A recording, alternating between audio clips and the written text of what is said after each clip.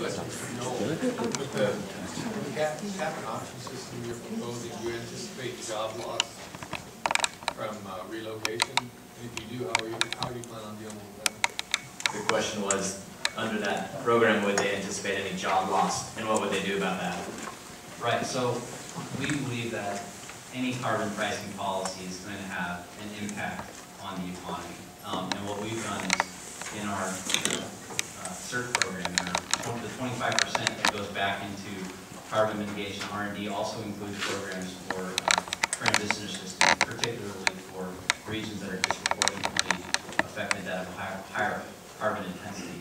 But the broader theory is that because we're technology neutral, because we're revenue neutral, because consumers are going to have an incentive to demand more efficient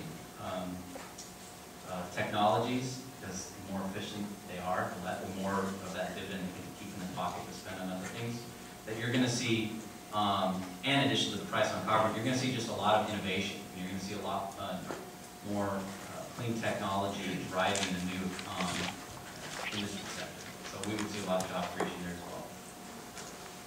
I have to go to the far corner of the room. How about you, sir? And maybe I missed this in your presentation. This question is for Joel. You did mention free carbon allowances as part of this program. Are they not a component? They're not. No, we don't provide allowances. That would actually work against the entire CAP program and the price program we have. Okay, how about you? So what in an auction? So what would stop like the richest or most profitable companies from buying up all the allotments, leaving very few for smaller or less profitable companies?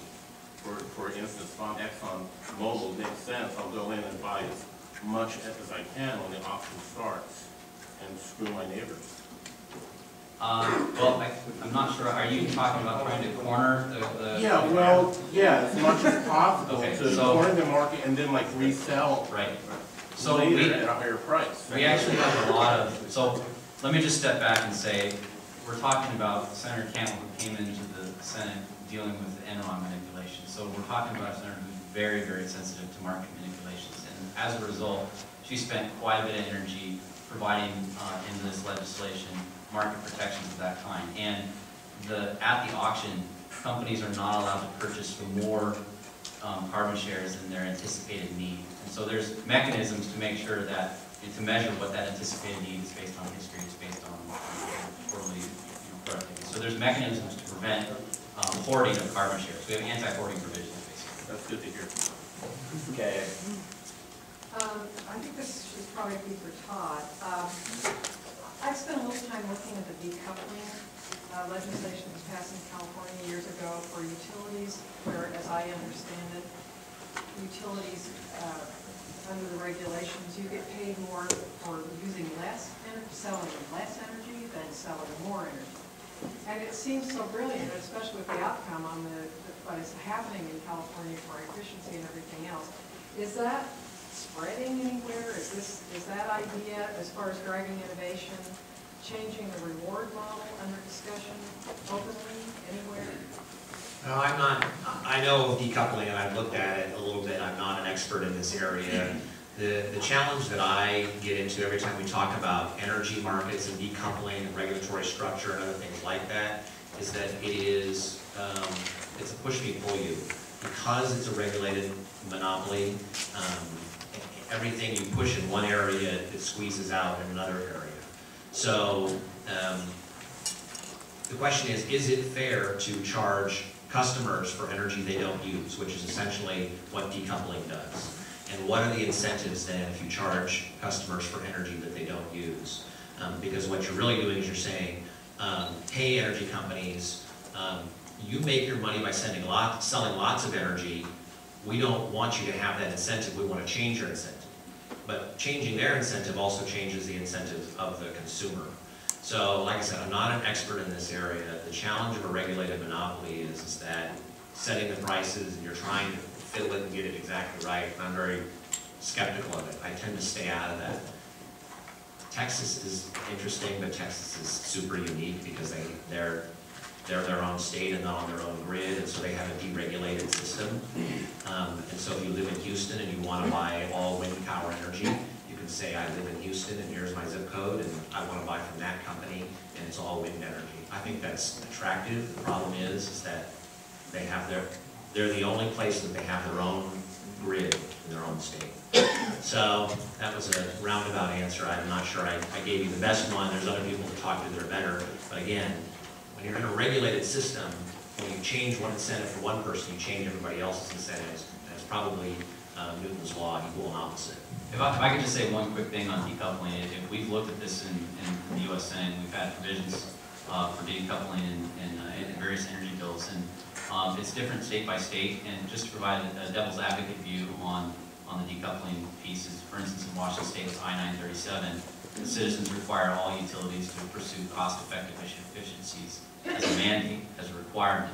And so, to the extent that you are going to pay utilities more to do something they're already required to do, it can be a windfall to such utilities at the expense of consumers. Now, that's one perspective. The other perspective is, the more capital that utilities receive for these types of efficiency measures, whether they're mandatory or not, provides more capital to pursue additional efficiency measures. So it could cut both ways. I'll take you, and then I'll come back to you guys. Joel, I had a question for you. I applaud you on the concept of the tax shifting, but noting that it's a potential not only for jobs to be exported overseas, but the risk to be exported to a place like China, which derives most of its power from coal, and you might see a net emissions increase. Can you consider the idea of a worldwide tax on carbon and taking that not as a refund or a rebate, but to offset labor taxes, particularly labor taxes that are regressive, like Social Security and Medicare, which generally focus in on the first $106,000 a person makes. Right. I think if I hear you right, you're asking about carbon leakage and importation of carbon-intensive products. And the idea is that we already seen a lot of manufacturing go over to China, and that's not only jobs going overseas, but the risk going overseas, and it's pretty permanent because once they fire up a coal-fired power plant, they're not going to turn it off in a year.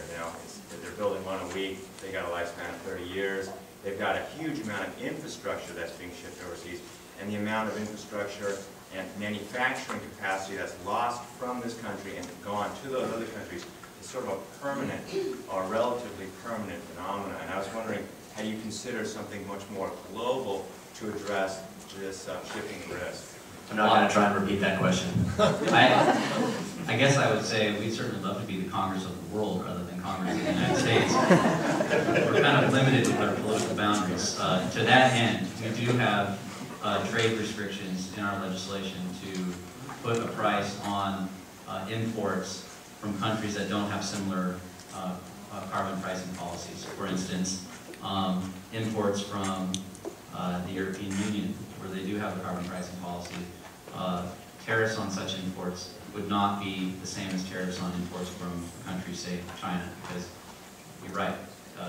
You would provide an incentive, an economic incentive to produce carbon-intensive products and industries in countries that don't have a carbon pricing policy, and our carbon leakage provisions and import provisions try to account for that.